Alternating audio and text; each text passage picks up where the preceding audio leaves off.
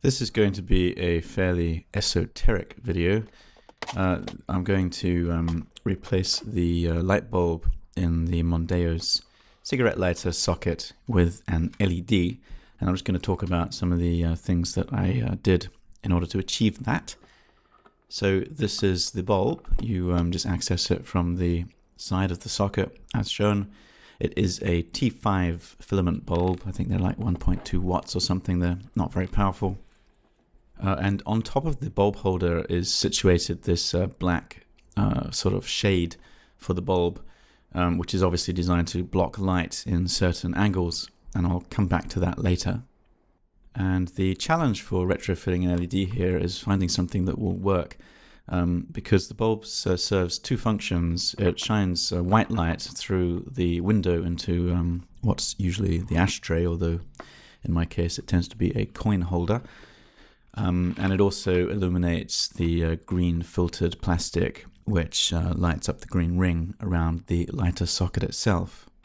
So through some experimentation, I've decided on these SMD style LEDs for this kind of application.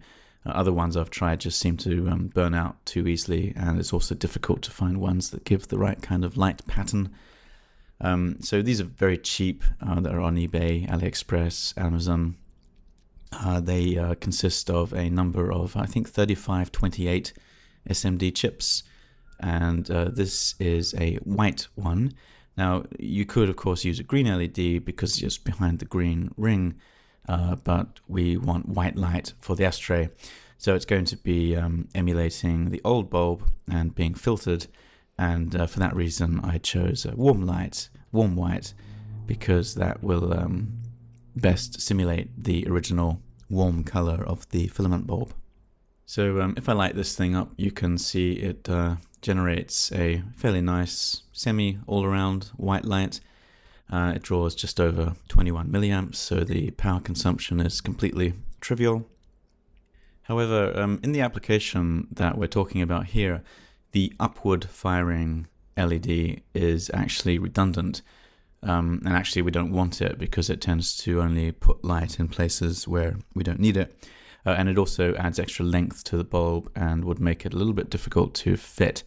So it turns out that the circuitry on these boards is done in such a way that you can in fact remove any given chip and the rest of them will continue functioning. So they're very easy to modify. I'm just using a pair of snips here, and I'm just going to literally cut the end off, such that I'm now left with 4 side-firing LED chips. And if you compare this to the original T5 filament bulb, you can see that the whole body is now of a similar size, so we're not going to have any fit problems. And then if I look at the power draw, it's fallen very slightly, but not much, certainly not by 1/5, which is what you might expect if I'd removed 1/5 of a parallel wired circuit. So I'm not 100% sure what's going on there, whether we're just measuring losses and resistors or something.